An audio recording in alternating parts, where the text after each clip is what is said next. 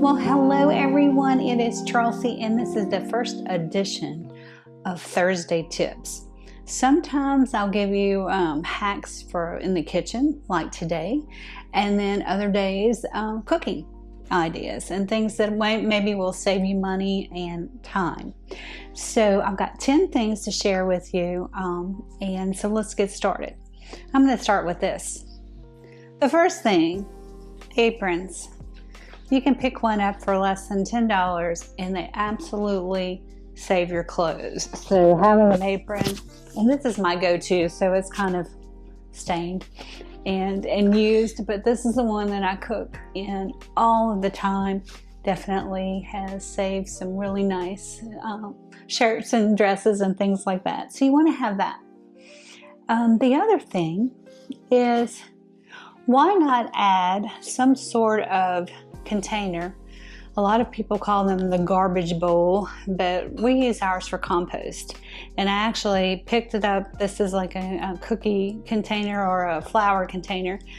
Maybe paid $5 for it at a local store, and it looks good on the counter, but it hides all the coffee grounds and excess vegetables and things like that. So it's really nice to have, conveniently placed. We have it over next to our sink. Next tip, invest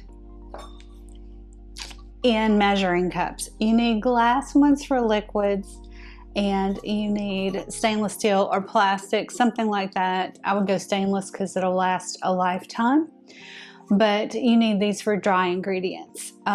It's interesting because I was doing a little research, and did you know that a cup of flour, and you think a cup, 8 ounces, that's not so with flour. It may only weigh 5 ounces depending on how you scoop it out. So that's kind of a normal rule of thumb. So invest in these, and if you buy good ones, they'll last forever. Next thing, and I didn't have one of these for a long time, but it's a kitchen scale. And the cool thing about this is you can turn it on, and then you can put something like, let me move this out of the way, like your measuring cup on here. And of course that weighs something, but I can zero it out. Then I can add the ingredients to see just how much something weighs. It's great. So sometimes I'll just put parchment paper on here if I'm measuring things like salmon and I want a certain, 6 ounces or whatever. I do it that way. So definitely a great investment. I think I paid $7.99 for this one on Amazon. They're relatively inexpensive. So definitely a good investment. So I'm going to step aside and put these out of the way. This is funny, but true. It's probably one of the best tips and hacks I'll give you today. By the way, this is a great keto book. If you're going keto and knocking all the whites out of your diet, this Keto Diet Cookbook by Josh Axe is excellent, has some great recipes. So that's what we want to look at. So I'll just open up to anything. Baked zucchini slices. So the key to using recipes to cook by is so simple. Read the whole thing before you get started. It's amazing how many people will start a recipe and they just kind of follow along, going down the steps, but they haven't read the whole thing. And 9 times out of 10, the author of the cookbook or whoever created the recipe is going to add in some tips at the end that will make the dish taste better.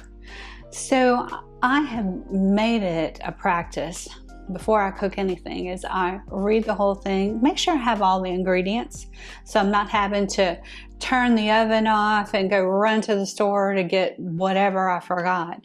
So it's just a good practice, and it'll save you a lot of time. Now, let's move to a couple of things, and I do have a list because I didn't want to forget anything for you. Let me move this out of the way. Cutting boards. That's an investment. If you have a nice one like this one, You know, you may spend $50 on a cutting board, or even $100. I've seen them for even more than that. Here's a hack. So let's say you sliced up your vegetables and you need to transfer them to a skillet. You can use this scraper, just scoop them up, put them in. So easy. I didn't have one of these for a long time, and wow, it's really made a difference in my cooking experience. So I wanted to share that with you.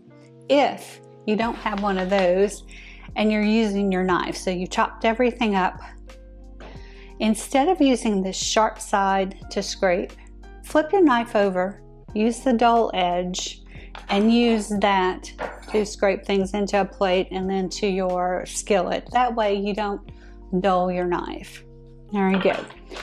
Now, cutting boards, let's get back to that. Couple of good hacks. This is just shelf liner, and it was the cheap stuff, you know, like 99 cents a roll or something, very inexpensive. You can cut up a nice little rectangle like this, slide it under your cutting board. Let me just show you. You know, your counter is clean, so even though this is a really heavy board, it could slide. So to make things safer, you can just put that under it and it doesn't move. Slides a little bit, but when you're cutting, it's not going to move. So that's a great tip. And if you don't have shelf liner, you can actually just put a cloth underneath it and it'll serve the same purpose. Now, how do you care for your cutting boards? Well, one thing is when you wash it, you can disinfect it with peroxide. You just spray it down, let it sit so it'll kill all the germs, then rinse it off, and it's going to be perfectly fine to use. After cleaning it and disinfecting it, you want to treat it. Mineral oil, and you want one that's ingestible, so food grade mineral oil will make this look so beautiful. I'm going to show you just quickly, and you don't need much. You just rub it in. I do this about once a month. When you first get your cutting boards, you're going to want to do it once a week. And what's really cool is you can grab your old wooden spoons and utensils and you can treat them too. So I love that hack, and I do see, you know, my cutting boards coming back to life after I started treating them. I mean, it's wood and it's breathable, and so you need to protect them and restore them. I've got cutting boards. I've got one that's probably 150 years old, and it's just the neatest thing because when you apply this, it just wakes up and it just brings it, like I said, back to life. Final hack. I'm going to take this same cloth and I'm going to show you something that is phenomenal, but I'm going to show it to you on this knife, or even this would probably be better. It's a great hack if you want your stainless steel, like I've got a lot of stainless steel appliances in here, and they tend to grab fingerprints and just look a little dull, and sometimes you have drip marks or whatever. Did you know that if you take this same mineral oil that you're using for your board and you rub down your stainless steel, it gets rid of all of that? And so look how gorgeous. And it will actually prevent fingerprints for a little while. So about once a month I go in and I'll do our big stainless steel fridge, the dishwasher, we have a trash compactor that's stainless, and of course our ovens. And it is just incredible. I'll show you the other side. See how dull and marked up? It's incredible how easy it is to do, and it just makes your kitchen look great. So I'll tell you what, I'll be back next Thursday with some more tips like this, or we'll do something more cooking oriented. But I just wanted to show you some things that I wish somebody would have told me about, 20 years ago. And I thought, this will be helpful.